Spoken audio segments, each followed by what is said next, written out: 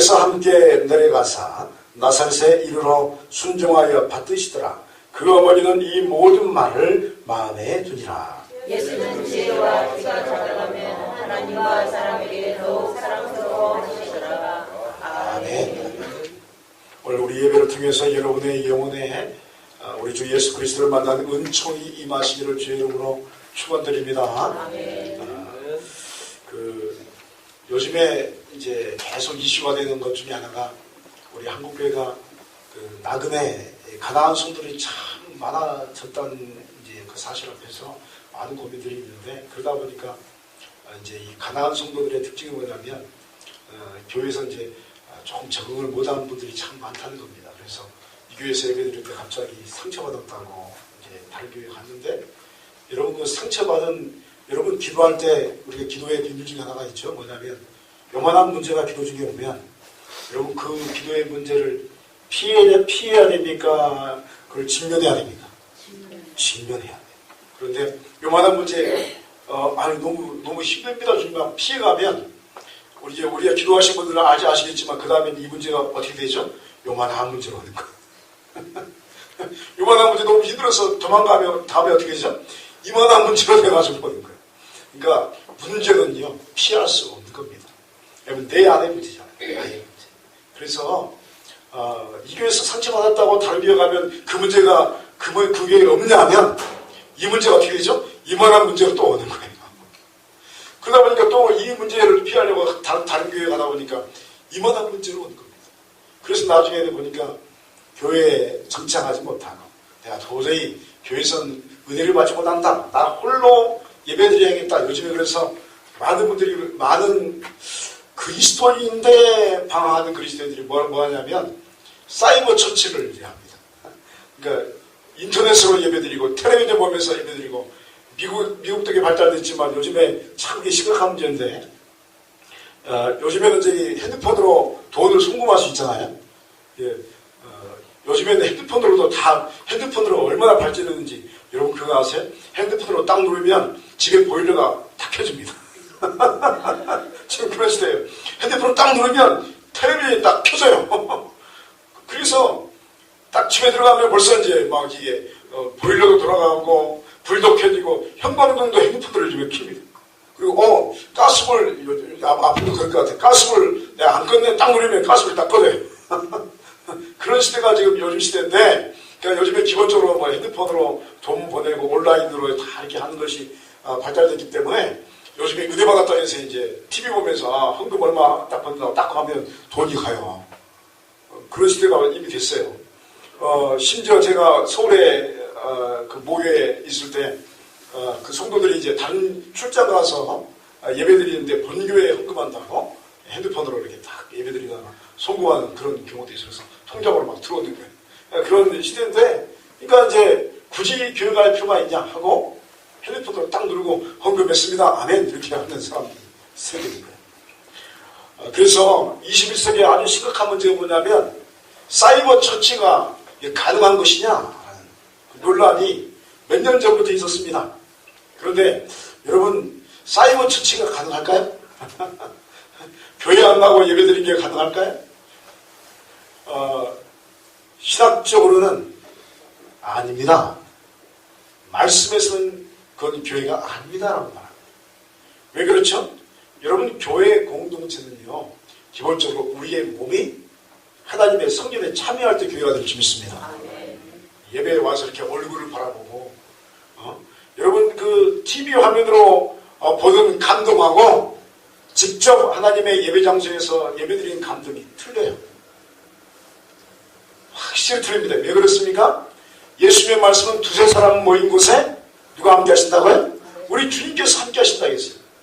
모인 곳에, 공동체로 모인 곳에 주님께서 임재하실 줄 믿습니다. 그래서 역사가 틀린 거예요. 역사가 틀린 거예요.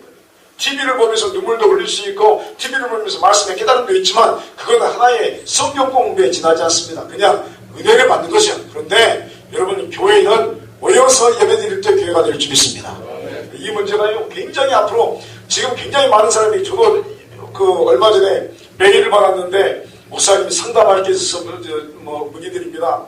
우리 가족이 교회에 적응을 못해서 이렇게 이제 저희들끼리 그냥 텔레비전 켜놓고 예배 드리는데 우리가 헌금을 했는데 그 헌금이 모여졌습니다. 이거 얼마 정도는 또 이렇게 선교하고 얼마 정도 우리 쓰고 싶은데 가능합니까? 그래서 제가 뭐라 했냐면 불가능합니다. 그 헌금이 아닙니다. 하나님께 드린 게 아닙니다. 빨리 교회를 찾아서 정착하십시오. 좀 매정한 것 같지만 인간적인 마음으로는 그럴 수도 있겠다 싶겠지만 그러나 말씀은 그렇게 이야기하지 않습니다. 그걸 교회라고 하지 않습니다. 빨리 교회에 가서 정착하십시오. 교회에서 예배드리고 그곳에 헌금을 드리십시오. 그 헌금은 여러분이 모으신 그 물질은 하나님의 재단에 드리든지 아니면 선교사님께 선교비로 가정의 힘으로 드리든지 하시고 빨리 교회에 정착하십시오. 여러분 교회에 나와 영원히 살 줄 믿습니다. 아멘. 교회를 떠나서는요 가지가 나무에 붙어있지 않으면 어떻게 하죠? 가지가 이렇게 아름다운 이렇게 가지가 이렇게 아주 무성한 열매를 맺는 가지를 툭 자르면 어떻게 되죠? 가지는 처음에는 괜찮은 것 같은데 시간이 가면 갈수록 말라 비틀어 죽는 거예요. 나무의 몸통이 교회인 줄 믿습니다. 그래서 우리가 죽으나 사나 이 교회에 붙어있어야 할 줄 믿습니다. 그래서 교회 와서 한번 예배 드릴 때에 여러분 놀라운 역사가 있어요. 하나님의 그 영적인 영양분이 우리의 영혼 가운데 공급될 줄 믿습니다. 영혼의 힘이 우리에게 채워지는 거예요.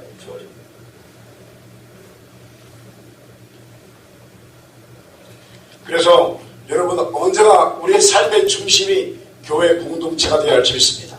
오늘은 이제 이 공동체에 대한 이야기를 계속 이제 하게 될 건데 오늘 본문의 말씀은 6월절을 지키는 관습에 따라서 예수님께서 부모와 함께 예루살렘에 올라가셨던 12살 때의 이야기를 오늘 요한복음 여러분이 누가복음을 이야기하고 있습니다.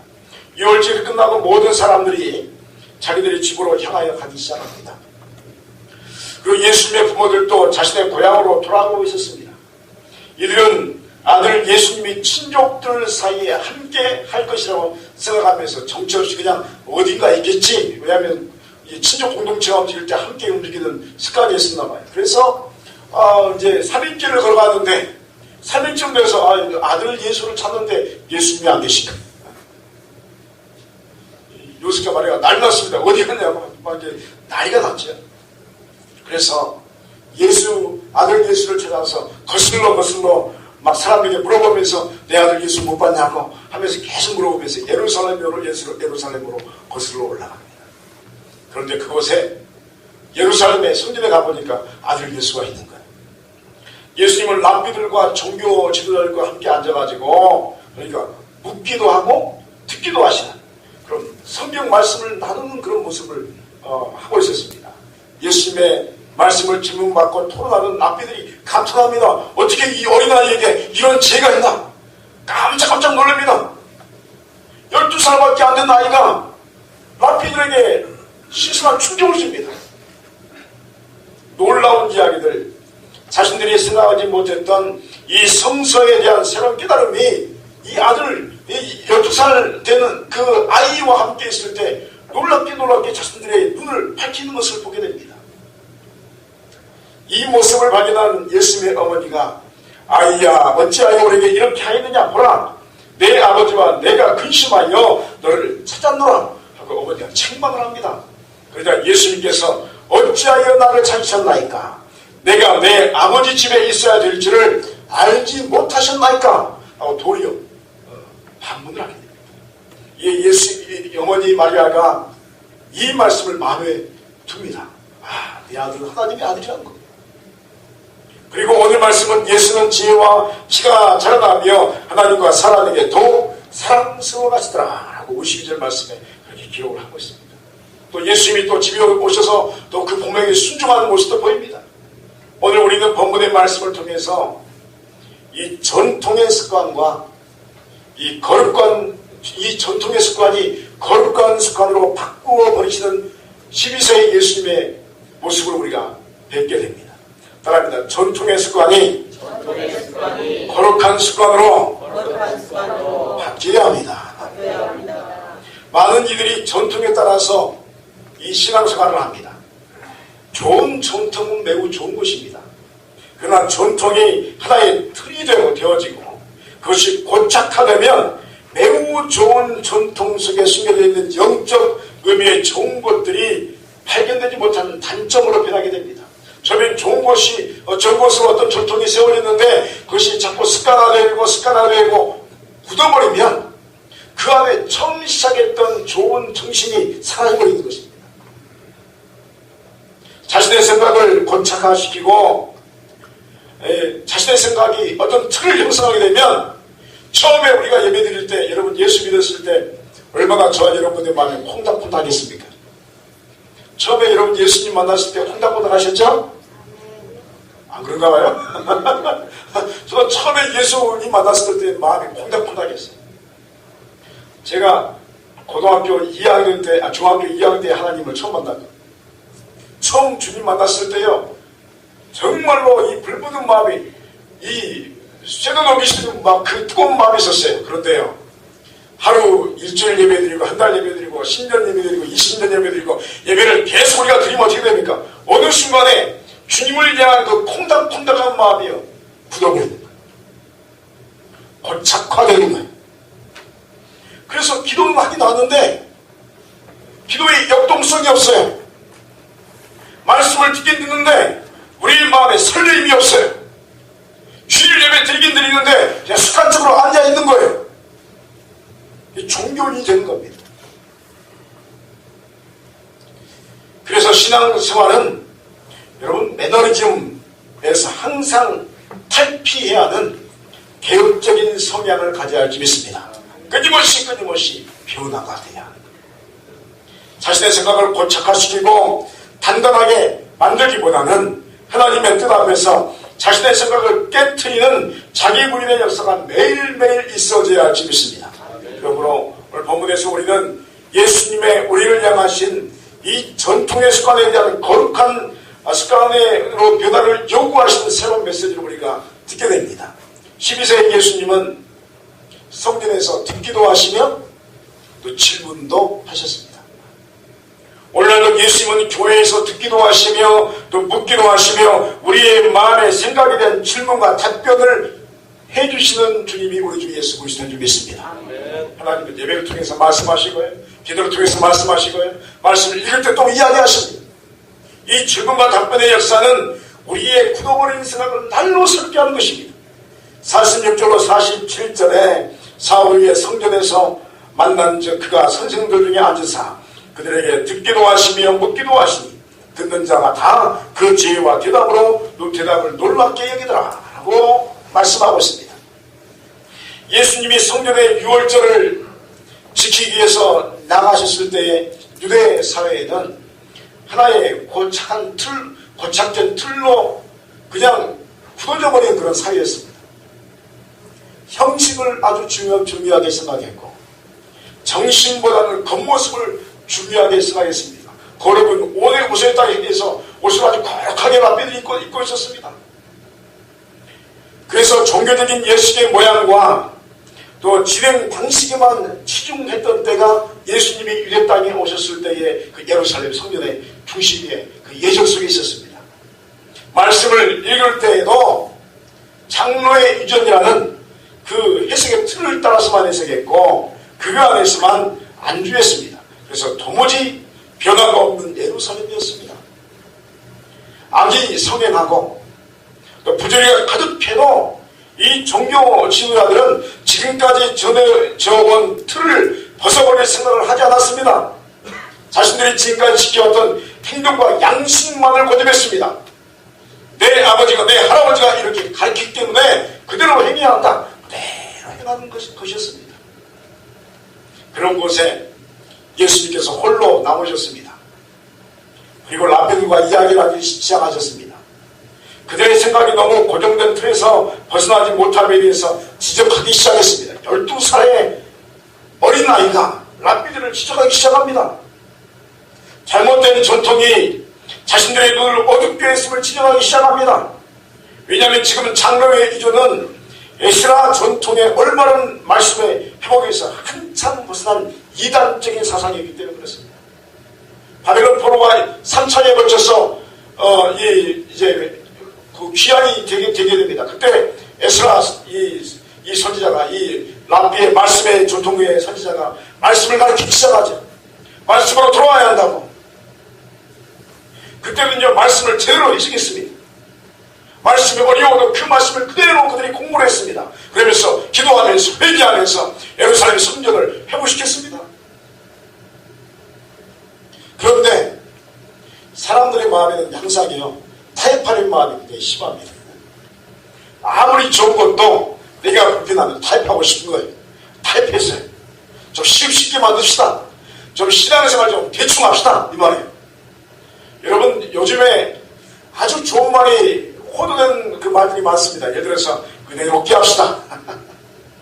여러분 은혜를 많이 받으시길 축원드립니다. 네, 여러분 우리가 요즘에 이야기하는 은혜롭게 합시다. 이거는요 잘못된 거예요. 여러분 은혜가 무엇입니까? 하나님께서 저와 여러분에게 은혜 주시기 위해서 아들 예수 그리스도를 이 땅에 보내셔서 십자가에 찢어 죽이신 줄 믿습니다. 이게 은혜입니다.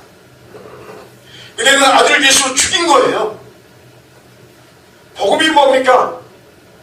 우리 저와 여러분을 구원하기 위해서 아들 예수를 이 땅에 보내셔서 십자가에 못 박혀서 완전히 천차만에 죽인 뒤에 3일 만에 부활시킨 역사가 복음인 줄 믿습니다. 은혜는 대충 하는 게 아닙니다. 철저한 것이 된 줄 믿습니다. 이스라엘 말씀이 철저하게 이스라엘 다시 귀환한 그 백성들에게 선포됐을 때 그들이 옷을 찢고 죄를 뒤집어 쓰고 그들이 말씀 앞에서 대해서 부단히 노력했습니다. 그런데 조금 더 세월이 지나니까 대충 합시다. 은혜롭게 합시다. 그러기 시작합니다. 그래서 장로의 전통이 생겼어요.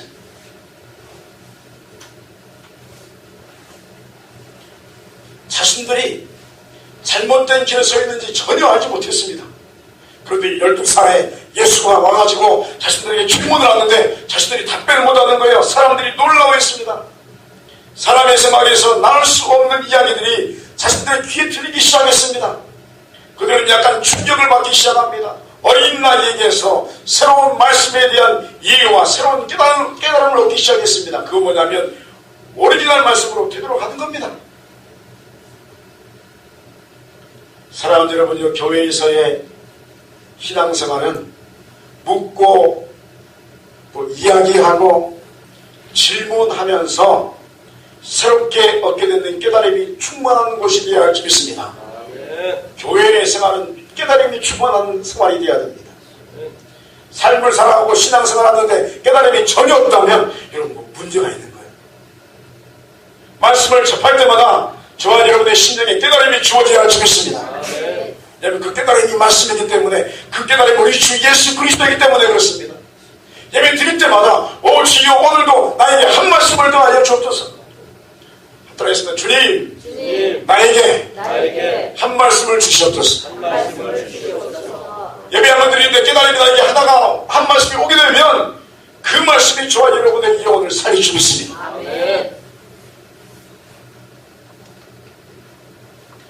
여러분 그저 예배드리면서 형식적으로 아무런 생각 없이 말씀을 드리면 안 됩니다. 말씀을 드리면 그 안에서 주님께서 우리를 향하신 질문들이 있습니다. 아이야, 사랑하는 이야, 사랑하는 내 아들아, 딸아, 너는 이거에 대해서 어떻게 생각하느냐? 여러분 음성 듣지 않습니까? 예배 드릴 때마다 말씀하지 않습니까? 주께서 질문하시는 겁니다.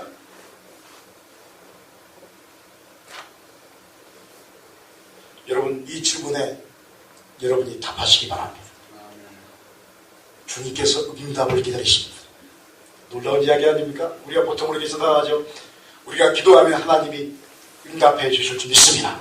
그런데 하나님이 도리어 우리에게 뭐라고 하냐면 내가 질문하면 나의 사랑하는 아들, 딸이 나에게 응답해 줄 줄 믿습니다. 하는 줄 믿습니다. 하나님이요 저와 여러분의 응답을 기다리시는 거예요. 놀라운 사실 아닙니까? 하나님이 이미 다 응답을 하고 계셔요. 그리고 거기에 대해서 저와 여러분의 반응을 기다리시는 거예요. 너는 어떻게 하겠느냐 하는 거예요. 신앙생활은 예수님 앞에서 예수님과 함께 삶에 대해서 또 거룩함에 대해서 그리고 신앙생활에 대해서 묻고 질문하고 또 대답을 듣는 것인 줄 믿습니다. 이것이 빠져버린 삶은 종교적인 형식만 남은 죽어버린 교회의 생활임을 알아야 합니다. 종교 생활에는 구원이 없습니다. 종교 생활은 하나님을 만날 수가 없습니다. 여러분, 우리의 기도는 무엇입니까? 여러분 왜 기도하십니까? 우리의 예배는 무엇입니까? 여러분 왜 예배드리십니까? 그리고 우리의 찬양은 무엇입니까? 왜 여러분 찬양 드리십니까? 우리는 기도합니다. 우리는 주님께 질문합니다.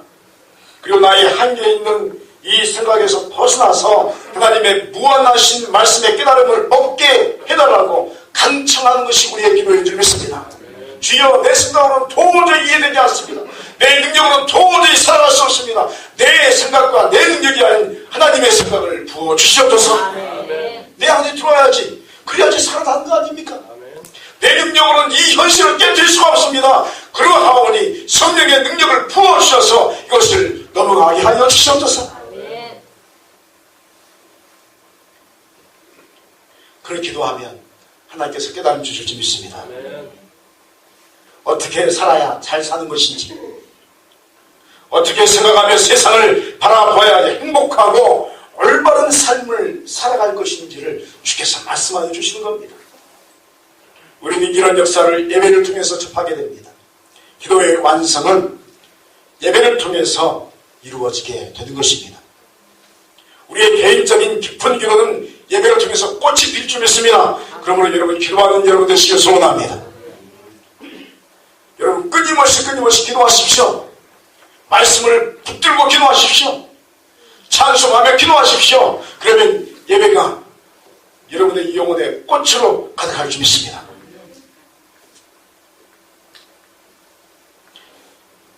기도를 통해서 형성된 영성으로 예배 자리에 나오게 되면 남들이 만나지 못하는 주님 만날 줄 믿습니다. 하나님께서 여러분의 예배의 모든 요소를 통해서, 그리고 선포된 말씀을 통해서 이야기하실 줄 믿습니다. 가끔 제가 그런 분들의 이야기 듣습니다. 목사님, 오늘은 예배가 전체적으로 예배드렸습니다. 어떻게 예배드렸습니까? 은혜가 됐습니까? 이 대표기도 하는데요, 대표기도가 하나님의 은습으로 들렸습니다. 할렐루야. 어떤 분 또 그 말합니다. 성당에 찬양하는데 찬양의 가사가 하나님의 음성으로 들리다는 거예요. 선포된 말씀도 하나님의 말씀이지만 예배의 모든 요소가 하나님께서 저와 여러분을 향하여서 허락하신 하나님의 은혜의 도구인 줄 믿습니다. 모든 걸 통해서 이야기하시다. 그러므로 예배의 모든 요소를 놓치면 안 될 줄 믿습니다. 대표기도로부터 또 찬송의 가사로부터, 그리고 우리 교회도 이제 성가대가 생겨야 되겠지만 성가대가 찬양할 때마다 그 역사 속에서 우리에게 음악으로 임재하시는 그 하나님의 역사, 그리고 말씀이 선포될 때 여러분 그 말씀을 부여잡으시기 바랍니다. 예전에 제가 성경 공부 가르칠 때 어떤 분이 질문하는 거예요. 목사님, 예배 드릴 때마다, 설교 드릴 때마다 잠이 옵니다. 어찌하면 좋습니까? 제가 그랬어요. 방법이 딱 하나 있습니다. 뭡니까? 이거 하면 절대 잠 안 옵니다. 내가 알려드릴까요? 그러니까 알려드려요. 그래서 그 집에 이만한 바늘 있죠? 있습니다. 바늘 가져가십시오. 그래서 잠이 올 때마다 허벅지를 찌르십시오. 절대 잠이 안 올 수 있습니다. 그런 마음으로 말씀드리시기 바랍니다. 하나님의 음성이 들을 줄 믿습니다. 여러분, 영혼이 깨어나야 됩니다.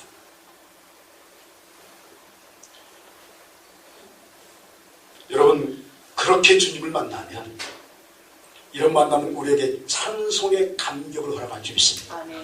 찬송이 그냥 부를 수 없어요. 눈물로 부르는 겁니다. 어떤 연예인이 진리를 찾기 위해서 여러 종교, 불교, 그 다음에 기수련, 이상한 거 있죠. 그런 거 다 쓸데없는 겁니다. 막 가가지고 진리를 찾는다고, 이상한 거 있죠. 중부되는 것도 가보고. 근데 못 만났어요. 그러다가 자기가 그렇게 경멸하는 기독교의, 교회의 예배를 참석하고 하나님을 만났어요. 하나님을 만났더니, 자기가 그렇게 싫어했더니 그 교회의 예배 속에 하나님을 만났더니 말씀 안에 진리가 있는 겁니다. 주님 만났더니요, 제가 그분의 그 간증하는 모습을 봤는데 찬송하는데요. 눈물을 흘며 찬송하는 거예요. 그럴 수밖에 없지 않습니까? 주님 만났는데 찬송이 그냥 나올 수 있습니까? 안에서 복받쳐서 올라오는 거예요. 감동의 찬송이 있는 겁니다. 우리 교회 찬송이 그렇게 되길 소원합니다. 아멘. 찬송 부르면 눈물 나오고 주님 만났기 때문에 찬송이 감격이 있는 겁니다. 여러분 소원하는 것은 여러분의 예배가 충격적이길 바랍니다. 아멘. 주님을 만나면 충격을 받습니다. 왜냐하면 주님께서 여러분에게 말씀하시기 때문입니다. 따라합니다. 주님은 예배를 통해서 더 확실하게 나에게 말씀하십니다. 할렐루야. 아멘. 주께서 말씀하시는데 충격을 받으실 이유가 있어요. 주께서 말씀하시잖아요. 말씀의 역사를 깨닫지 못한 사람은 항상 어찌하여라는 원망 섞인 목소리를 바라게 되어 있습니다.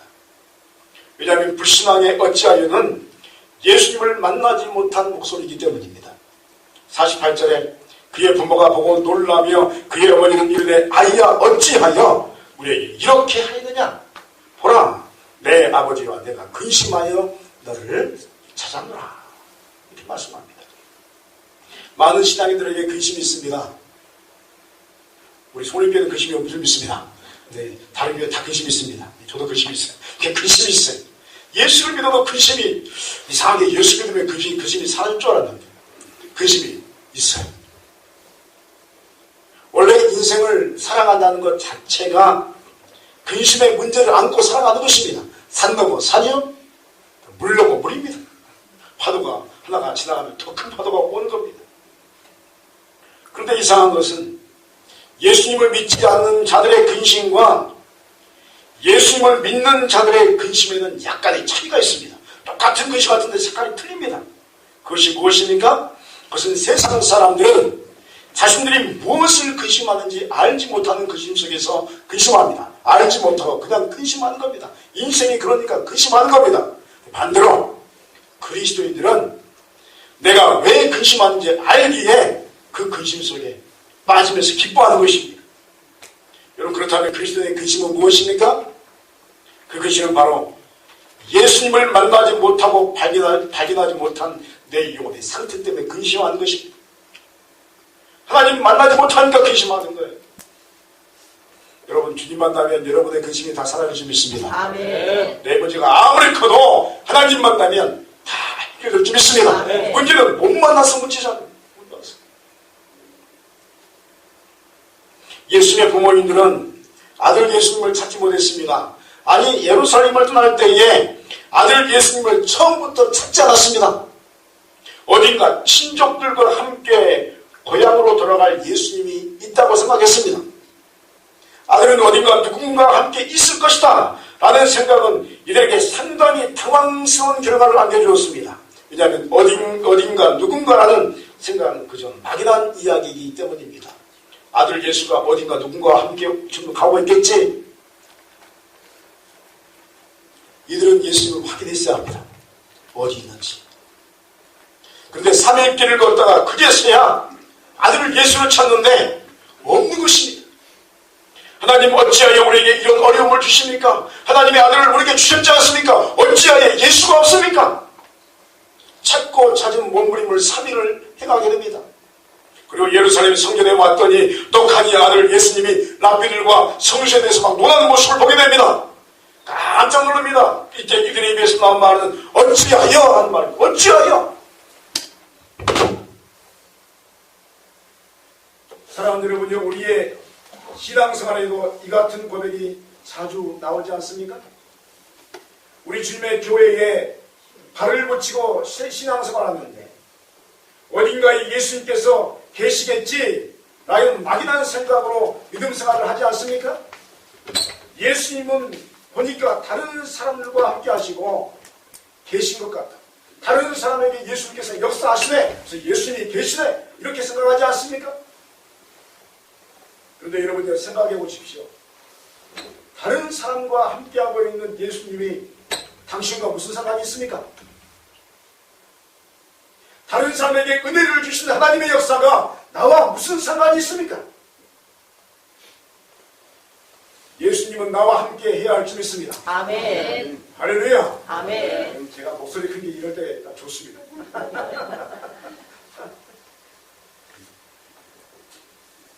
여러분, 예수님이 발견되지 않으면 처음에는 모릅니다.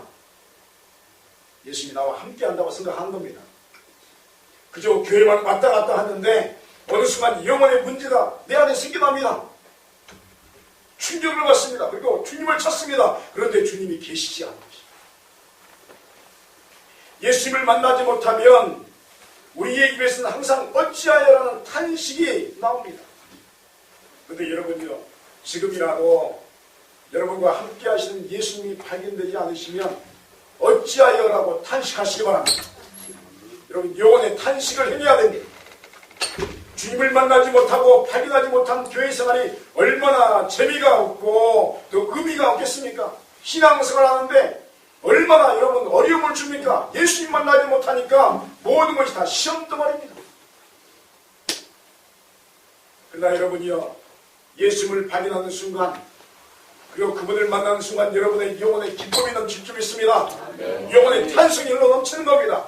여러분의 영혼의 감사와 찬송과 새로운 희망이 생겨나게 될 줄 믿습니다. 내 영혼에 어찌하여가 있다면 그 마음을 가지고 교회의 중심으로 나오시기 바랍니다. 그리고 찾고 찾는 기도를 시작하시기 바랍니다.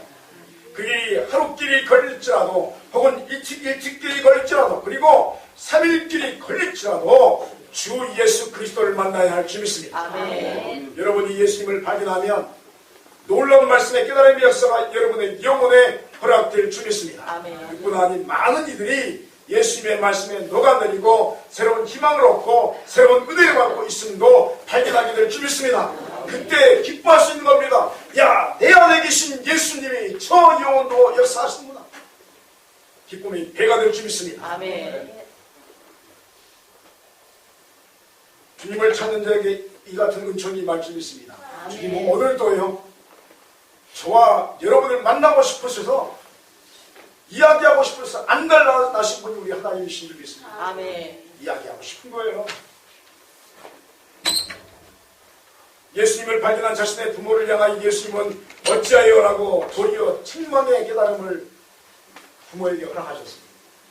왜냐하면 하나님의 아들은 하나님의 아버지 집에 거하시기 때문입니다.